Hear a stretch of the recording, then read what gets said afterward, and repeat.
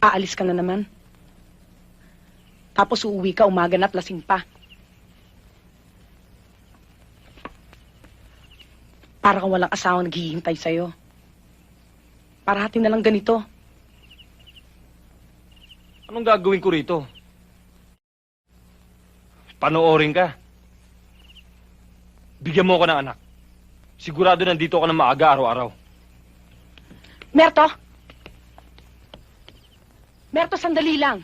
Bakit? Kasalanan ko ba? Hindi ko ba gusto magkaanak? Ikaw lang bang may gusto? Tama na! Palagi na lang tayong ganito. Sige! Lumayas ka! Magpakasarap ka sa mga... Ano? Ginabi ka na naman? Nakapag... ka na naman kay Lando?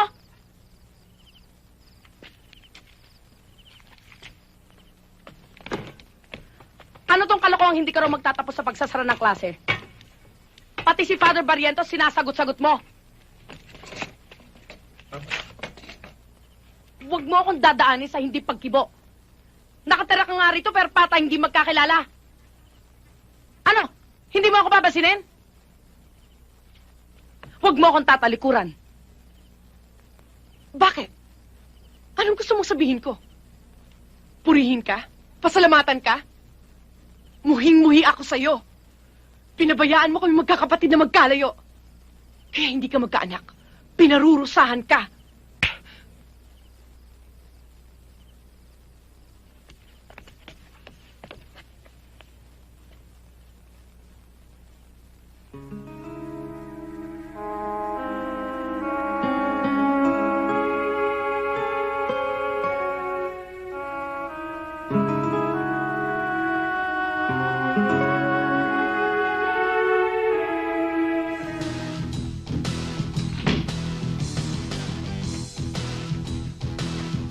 Bababa na ho si Sir, pakiintay lang ho. Aray ko, Bakit ho? wala ho.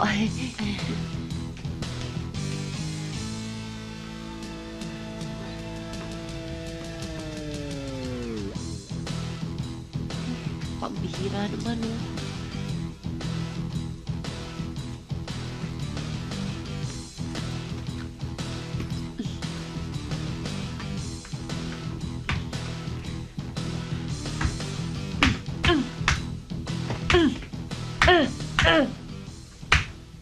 Any problem? Wala ho, namimitig lang ho yung paa ko. Nagturo ka pala sa elementary for 3 years. Anong subject? Halos lahat ho ng subjects ng grade 2 at 3, pati music at PE na rin ho. Kasi sa probinsya ho, all-around ang teacher eh. Alam mo, hindi basta-basta music teacher ang hinahanap ko para sa mga anak ko.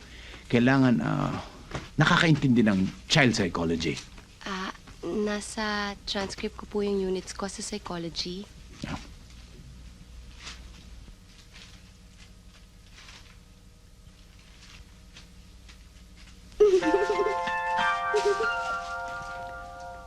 Aware ka ba na ginagamit ang music ngayon for therapy? Oo.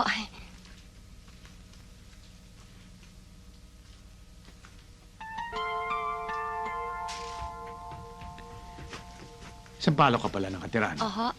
Layo nun, Sanay na rin ho ako. Okay.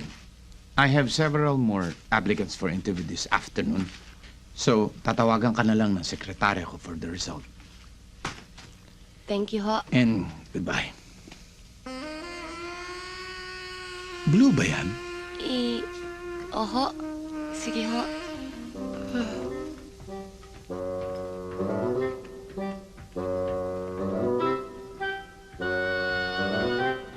Miss, balik tayo. Sabi ko na nga ba, gusto mo to eh. Ano pangalan mo? Nina, Nina. bakit ganyan ang buhok mo? Nakuryente kasi ako kanina eh. Bagay naman, di ba? Flat. Di palitan mo. Hindi nga ako marunong mag-ayos ng flat eh. May reserba ka ba? Meron. Sa trunk.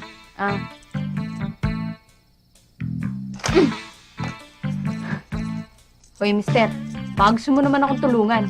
Kayang-kaya mo na yan. Saka bilis-bilis mo naman, oh. Naghihintay na si Pia. Hoy, alam mo ba yung sinabi ko? Hindi kita ilalakad dun sa babaeng yun. Bahala ka. Pia, okay yan si Eric. Okay yan. The best yan. Tayo, Gemma, okay. Pero yung kaibigan mo, ayoko, no? Bakit? Ano naman sama kay Eric? Mabait naman yan si Eric. Makatao. Simple, mabait, malambing. Diyos, ano pa bang hahanapin mo sa isang magiging manliligaw at magiging laman ng puso mo? Oh, wala na. Oh? Nasa kanya na lahat. Ay, nako, sa dinami-dami ba naman naging syota niyan? Lahat ng babae halos pinaiyak niyan, no? Ah? Saan mo naman narinig yung balitang yun? Wala, chismis lang yun. Pia, may sasabihin ako sa'yo eh. Tingnan mo si Eric. Akala nyo lang, siya lagi ang nagpapayak sa babae. Ang hindi nyo alam, siya lagi ang pinaiiyak ng babae. Si Linda. Ano? May syota palang iba. Umiyak si Eric. Totoo? At saka si Benny. Ginamit lang pala si Eric. Ginamit si Eric para pagsilosin yung isang syota niya. Tama ba yun? Mali. Umiyak na naman si Eric. Si Lourdes, kaya niya linigawan. Dahil kala niya mamamatay. Gusto lang ni Eric na paligayahin yung si Lourdes sa huling sandali niya dito sa mundo. Ganyang kabait si Eric. Pero nung ginawa ni Lourdes, nung nalaman niyang mahaba pa pala ang buhay niya, sumama sa ibang lalaki. Iniwan si Eric kung kailan natutunan na siyang mahalin ni Eric. Totoo? Oo, kawawa nga yung kaibigan ko eh. Lagi na lang bigo. Kawawa naman si Eric. Eric? Kumain ka na ba? Gusto mo ipagluto kita? Talaga? Gagawin mo yun para sa akin?